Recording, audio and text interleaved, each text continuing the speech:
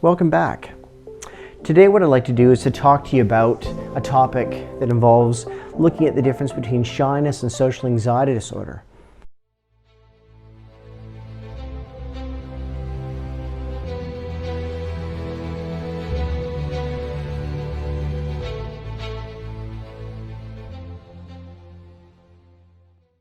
This is a question that's long been asked and requires some careful consideration in answering. There are many similarities between shyness and social anxiety, but also some distinct differences. Perhaps you're listening to this and wondering, am I shy or do I have a diagnosable illness?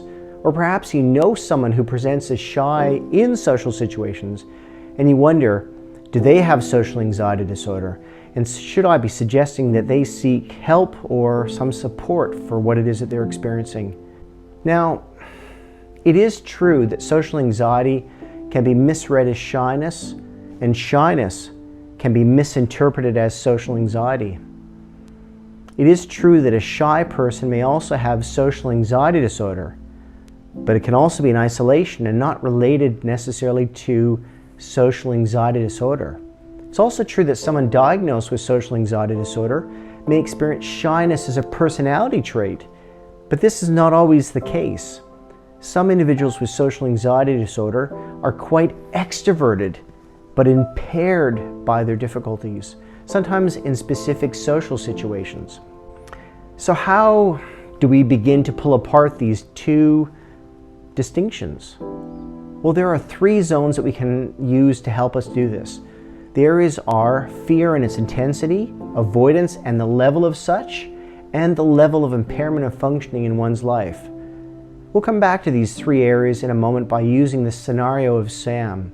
But firstly, let's look closely at the definition of shyness and a description of social anxiety disorder.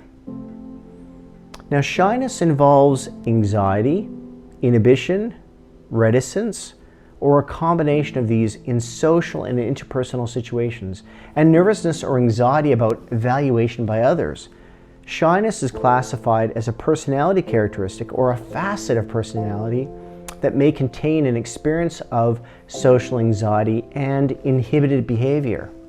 Now, social anxiety disorder is classified as a significant amount of fear, embarrassment, or humiliation in social performance-based situations to a point at which the affected person often avoids the situations entirely or endures them with high levels of distress. These high levels of anxiety and fear can lead to avoidance of activities and situations one would like to engage in. So now we have defined both shyness and social anxiety disorder. Now let's look more closely at those three areas mentioned previously. And this is going to help us to pull apart the shyness and the social anxiety disorder distinction. And the three areas, once again, are fear and its intensity, avoidance, and the level of such, and the level of impairment in that person's life. Now, using this example of Sam, he's going to be presenting a topic at his next work meeting in 2 weeks' time. If Sam had social anxiety disorder, he might begin to worry intensely on being told this information and consistently worry with anxiety symptoms for the entire 2 weeks leading up to the presentation.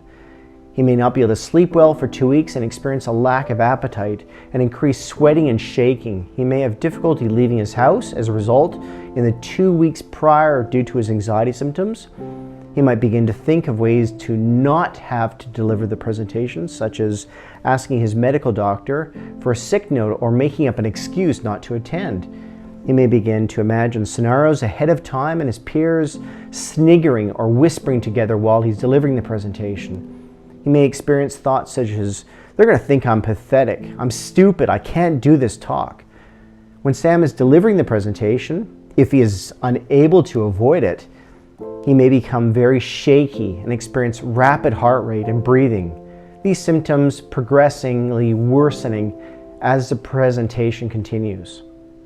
Now, I think you can already see that in the example of Sam, he's experiencing intense fear of embarrassment, high levels of avoidance seeking behavior, anxious rumination about his presentation, going over and over the scenario in his mind prior to the presentation, imagining a catastrophic outcome of colleagues sniggering and whispering about him in a negative fashion. And this creates severe impairment in his life, as it affects his sleep, his appetite, socialization, and leaving the house. Now, as evidenced with Sam, social anxiety disorder also includes an element of catastrophizing an upcoming future social event situation and predicting the anxious feelings and behaviors they will experience, the anticipatory anxiety, as well as believing others around them will judge them in a negative light and see the fear they think they will display. There are elements of overthinking and overanalyzing of past social interactions, situations, in a negative light, with a high degree of criticism towards himself. Now, if you're watching this and you can relate to the definition and the 3 critical areas of social anxiety disorder, it would be beneficial to discuss this further with your GP, your medical practitioner. Seeking assistance and support is definitely recommended. Now, we also have a Conquer Your Social Anxiety program, which may be of benefit if you have not already had a chance to look at this program. This may be a very useful way of better managing your social anxiety. I do hope this has been helpful, and thanks very much for watching. Bye for now.